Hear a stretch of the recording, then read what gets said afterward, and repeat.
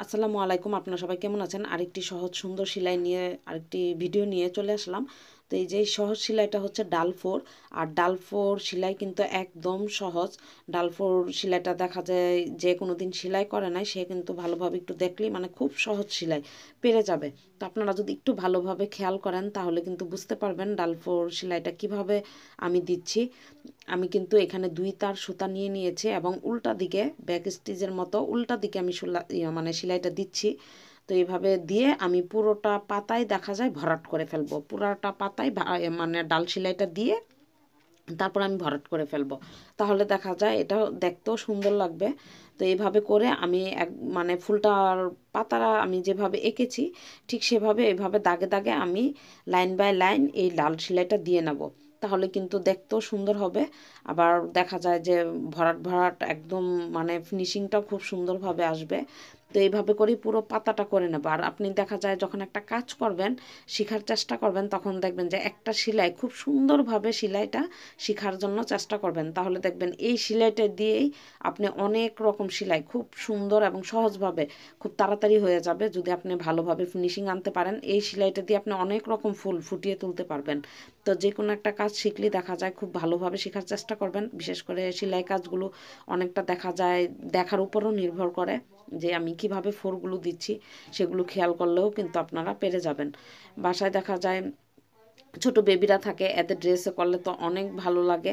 ছোট্ট বেবিদের ড্রেসে ছোট ছোট ফুলগুলো কিন্তু খুব সহজে এবং সুন্দরভাবে করা যায়।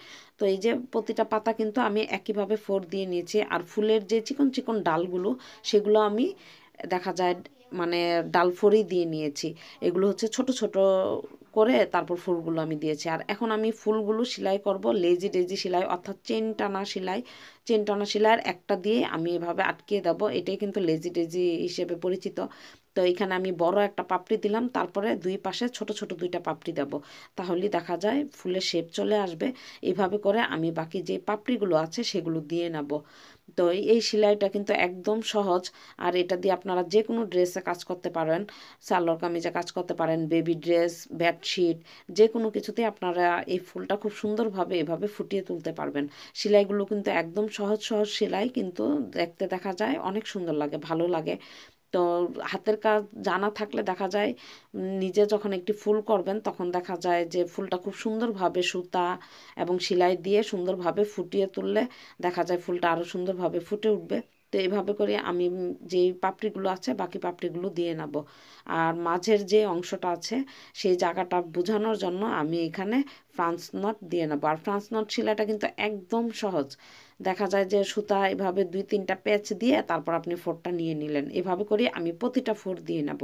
আর ফুলটা আরেকটু সুন্দর লাগার জন্য ফুলের উপরের যেই পাপড়িটা আছে সেটার মাঝে আমি এভাবে করে ফ্রান্স নটটা দিয়ে নিচ্ছি। আর ফ্রান্স নট এমন একটা সেলাই সব জায়গায় মানে নিজেকে খুব সুন্দরভাবে মানিয়ে নেয়। আর ফ্রান্স নট সেলাইটা দিয়েও কিন্তু অনেক সুন্দর সুন্দর কাজ করা যায়। আস্তে আস্তে আপনাদের সাথে শেয়ার করার চেষ্টা করব। তো এই ফুলটা আমি এভাবেই শেষ করলাম, কারণ এভাবে আমার কাছে খুব ভালো লাগছে যে ফ্রান্স নট দিয়ে ছোট ছোট দানা দিয়ে ফুলটা দেখতেও ভালো লাগবে। তো এই যে আমার ফুলটা কিন্তু হয়ে গেছে।